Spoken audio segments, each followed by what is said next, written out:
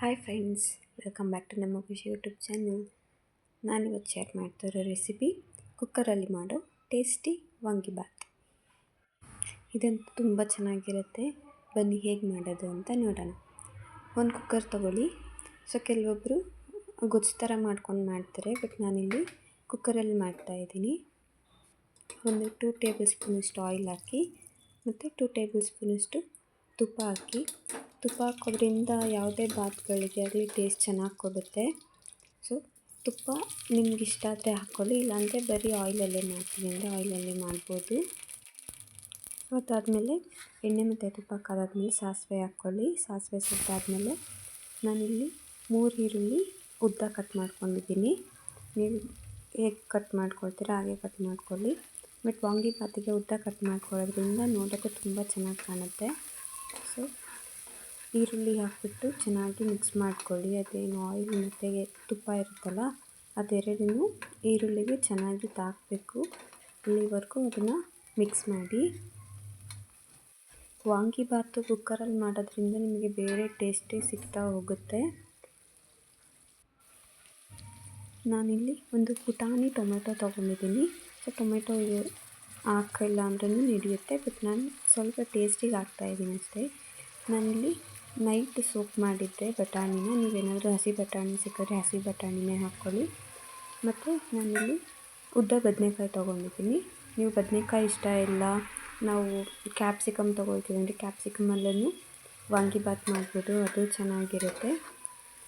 ಇಲ್ಲಿ ಬದನೆಕಾಯಿ ಕಟ್ಟಾಗಿದ ತಕ್ಷಣ ಬ್ಲ್ಯಾಕ್ ಆಗಿಬಿಡುತ್ತೆ. ಅದು ಯಾಕೆ ಅಂತ ನಿಮಗೆ ಗೊತ್ತಾ? ಇದರಲ್ಲಿ ಪಾಲಿಫಿನಾಲ್ ಆಕ್ಸಿಡೇಸ್ ಅನ್ನೋ ಅಂಶ ಇರುತ್ತೆ. ಸೊ ಅದು ಆಕ್ಸಿಜನ್ಗೆ ಎಕ್ಸ್ಪೋಸ್ ಆದಾಗ ಅದು ಬ್ಲ್ಯಾಕ್ ಆಗುತ್ತೆ. ಅದನ್ನು ಪ್ರಿವೆಂಟ್ ಮಾಡೋಕ್ಕೆ ನೀವು ಕಟ್ ಮಾಡಿದ ತಕ್ಷಣ ಸ್ವಲ್ಪ ನೀರಿಗೆ ಉಪ್ಪು ಹಾಕ್ಬಿಟ್ಟು ಆ ಬದನೆಕಾಯಿ ಹಾಕಿದ್ರೆ ಬದನೆಕಾಯಿ ಕಪ್ಪಾಗೋದಿಲ್ಲ. ನಾನು ಆಲ್ಮೋಸ್ಟ್ 1/2 hour ಆಯಿತು ಬದನೆಕಾಯಿನ ಕಟ್ ಮಾಡಿ, ಬಟ್ ಇನ್ನೂ ವೈಟಾಗೇ ಇದೆ. ಬದನೆಕಾಯಿ ಹಾಕಾದ್ಮೇಲೆ ಹುಣಸೆಹಣ್ಣು ರಸ ಹಾಕಿ, ನಾನು ನಿಂಬೆಹಣ್ಣು ಸೈಜಷ್ಟು ಹುಣಸೆಹಣ್ಣು ತೊಗೊಂಡ್ಬಿಟ್ಟು ಅದನ್ನು ನೆನೆಸಿಟ್ಟೆ, ಅದನ್ನು ಹಾಕಿದ್ದೀನಿ.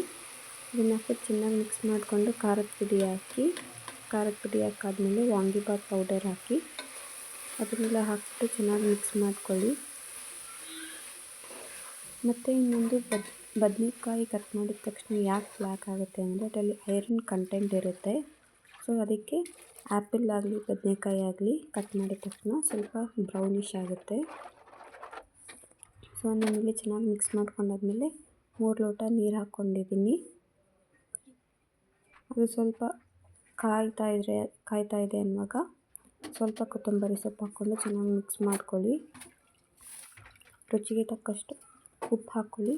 ಉಪ್ಪು ಹಾಕಿ ನಾನಿಲ್ಲಿ 2 ಲೋಟ ಅಕ್ಕಿ ತೊಗೊಂಡಿದ್ದೀನಿ. ನಾನು ಮುಂಚೆನೇ ಎಲ್ಲ ವೀಡಿಯೋಲ್ಲೂ ಹೇಳ್ತಾ ಇರ್ತೀನಿ, ನಾನಿಲ್ಲಿ ಪಾಲಿಶ್ಡ್ ರೈಸ್ ತೊಗೊಳ್ತಾ ಇಲ್ಲ, ಗದ್ದೆ ಅಕ್ಕಿ ತೊಗೊಳ್ತಾ ಇರೋದು. ಸೊ ನಾನು 2 ಲೋಟ ಅಕ್ಕಿ ತೊಗೊಂಡ್ರೆ 3 ಲೋಟ ಅಷ್ಟೇ ನೀರು ಹಾಕ್ತೀನಿ. ನೀವು ಪಾಲಿಶ್ಡ್ ರೈಸ್ ತೊಗೊಳ್ತೀರಾ ಅಂದರೆ ನೀವು 2 ಲೋಟ ಅಕ್ಕಿ ತೊಗೊಂಡ್ರೆ 4 ಕಪ್ ನೀರು ಹಾಕ್ಕೋಬೇಕು.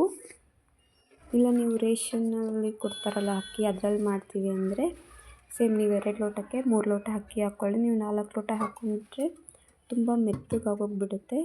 ಸೊ ಅಕ್ಕಿ ಮೇಲೆ ಡಿಪೆಂಡ್ ನೀವು ಎಷ್ಟು ನೀರು ಹಾಕಬೇಕು ಅಂತ.